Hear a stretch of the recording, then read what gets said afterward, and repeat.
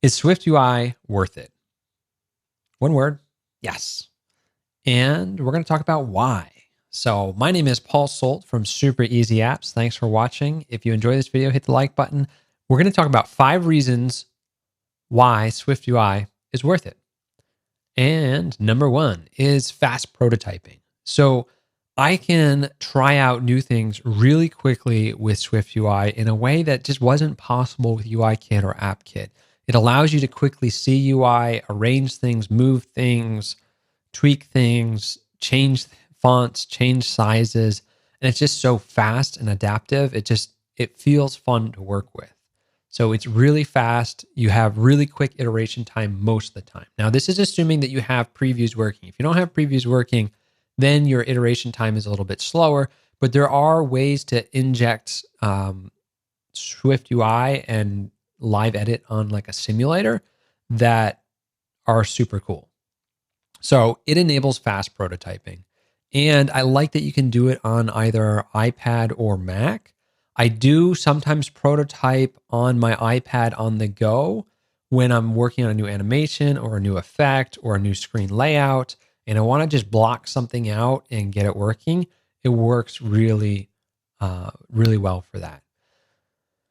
The other big thing is that SwiftUI has gotten annual improvements. And I would say I stayed away from SwiftUI until about iOS 15. We started adopting it when I was working at GoPro around iOS 15, and we still got bug fixes and things that were quirky in iOS 16. So I think iOS 16 was like, it felt a lot more stable. It felt a lot better. And it's improved year over year. There's been bug fixes. There's been new enhancements. We still don't have feature parity with UIKit, so it's still something you do need to lean back and leverage. But SwiftUI is becoming a dominant player in the UI design area of iOS, macOS, visionOS, watchOS, all of that. I love that SwiftUI is easy to edit. You don't have a cumbersome storyboard or XIB or nib file. I have seen some really gnarly storyboard files when I was working at GoPro where just things were just layered on top of each other. And if you nudge something, you broke all the auto layout constraints or you broke a feature just by touching it because there was like 3 things that a storyboard file was doing, which was not great. And so one of the things I did is I revamped all of our camera connected screens over Bluetooth to use SwiftUI. And so that allowed us to make all the screens single focused. We didn't have any of this complex view hierarchy that was impossible to debug and impossible to make changes. So it just made it a lot easier. And we could easily edit those things. Like when I was developing it, I had just a sample project and then I integrated it into the main project. And it just allowed really fast development time of those features. It's easy to read the code. It's easy to create new UI, and it's composable. So you can break apart things as they get more and more complex into smaller pieces that you can reuse throughout your different interfaces.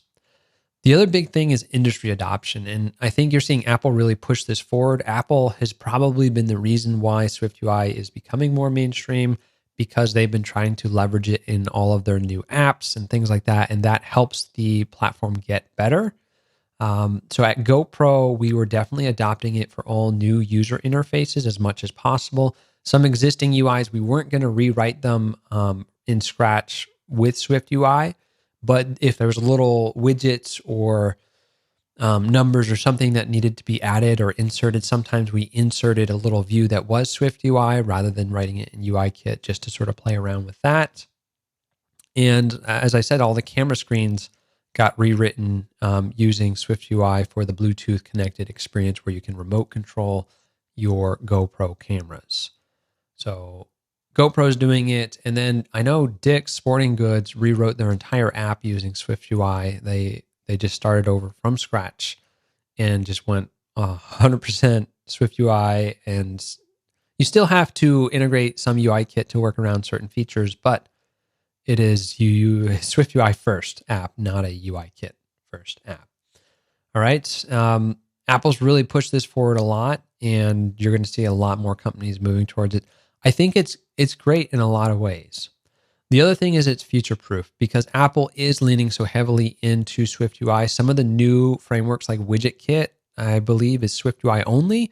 So if you want to make any kind of interfaces for some of these new things that are coming out, you need to leverage SwiftUI, which means, yes, SwiftUI is worth it because you're going to need it. I think Dynamic Island is SwiftUI only, and there's other features as well. So if you're just starting out versus if you're in a company, what you learn first, I think, is going to be different, but you're still probably going to need to learn both. And if you're doing your own apps, you can probably lean pretty heavily into SwiftUI. SwiftUI can get almost everything that you need to do now at this point with iOS 18. As long as you're targeting the later versions of iOS 17 and 18, you're going to get a lot more enhancements, a lot more features. I think even next year, we're tipping the scale in favor of SwiftUI. There's still things that you need UIKit for. So UIKit's still going to fill some of those gaps that SwiftUI cannot fill because they either don't want to implement all the same APIs, or maybe there's so little requests and they've got so many things on their plate that they only have so much time for the main features. I'm not sure exactly why, but there's not 100% feature parity between things like the UI slider. You cannot customize the thumb, that's the image on the slider, and you cannot customize the track height with the slider that is exposed in SwiftUI, but you can in UIKit. And so I don't know if that's a platform limitation. Like, I don't know if it's because maybe Vision OS hasn't been updated, or like one of the other things that's using the same control doesn't have that feature. Like, I'm not sure exactly why that is. So when it comes down to things, UIKit has more flexibility, and SwiftUI is still playing catch up, but it's also introducing new features. So it's kind of like neck and neck. And sometimes you will have to bridge a gap with UI view representable and wrap up like a UI slider, which you can customize all those different attributes. So that's the only thing that SwiftUI is frustrating to someone coming from UIKit, is that you know how to do something one way and it's not possible in the new framework. And that is like it's like a paper cut. It's annoying. And if you hit enough of those, it becomes really annoying. So like, that's the only thing you have to watch out for. We didn't really have to do much of that with the GoPro UI, since it was all rewritten for those specific screens for the remote control.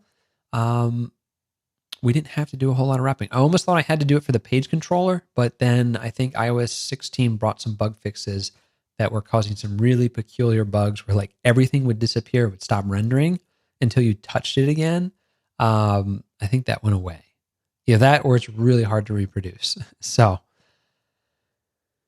yes, that is the answer. Yes is the answer. Is learning SwiftUI worth it? I think it is. It's been super fun to play with. I'm working on a new Mac app that is actually powering this whole presentation using SwiftUI.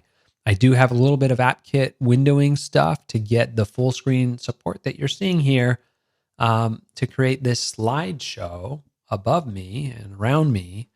But it is very nice. So thanks for watching. If this was helpful, hit the like button. If you want to see more content like this, or you have questions, comment them down below and I will answer you. Thanks for watching, and I'll see you in the next video.